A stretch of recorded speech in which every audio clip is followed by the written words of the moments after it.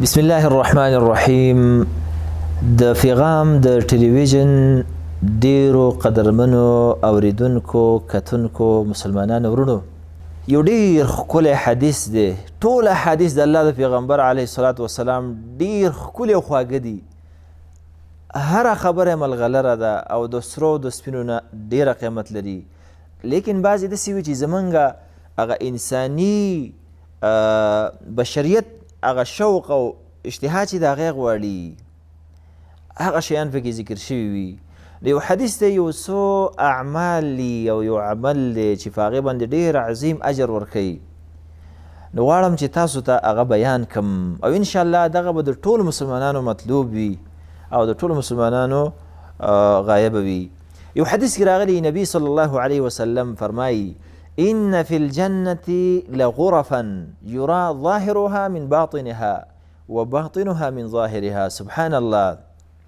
جنت خو جنت دی، نو د الله جنتونه دي، قسمه قسمه نعمتونه دي، لیکن بعضې بنګلې په هغې کې داسې جوړې دي چې بهر د داخل نه ښکاري او داخل د بهر نه ښکاري. سبحان الله.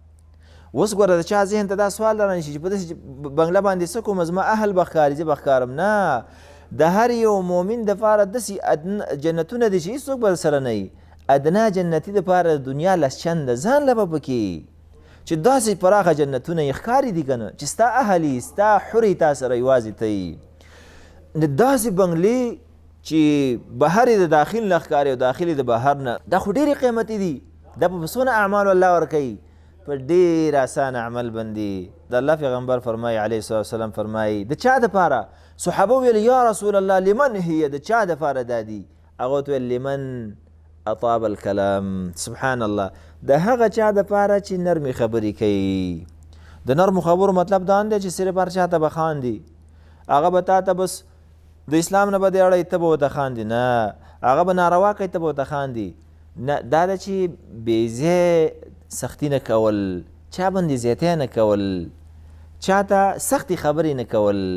دا عمل ستاسو د الله په ذات باندې قسم وي، دا سخت عمل دی چې راپاڅېږي سحر راوځي هر سړي سره په کلاو تندي میلاو شي.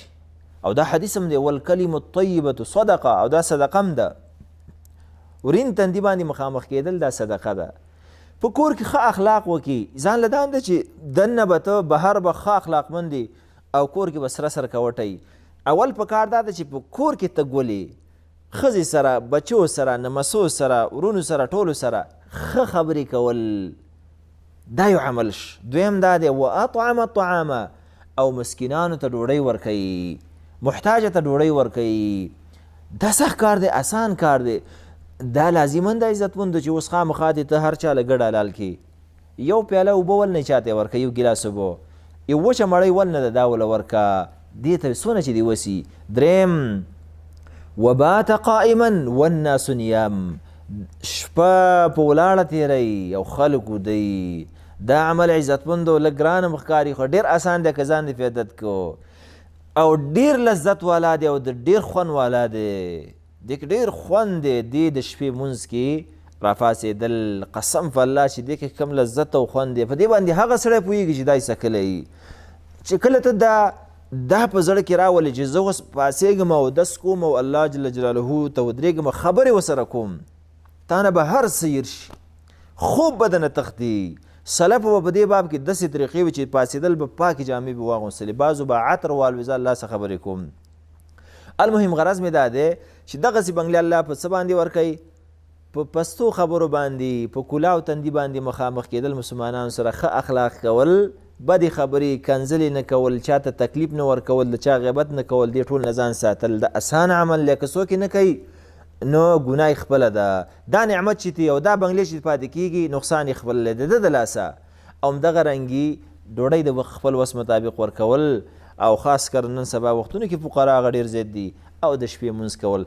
الله جل جلاله دې اول ماته او بیا تاسو ته او هر اورېدونکي ته په دغې درې کارونو باندې عمل توفیق راکړي. هذا وبالله تعالى التوفيق والله أعلم.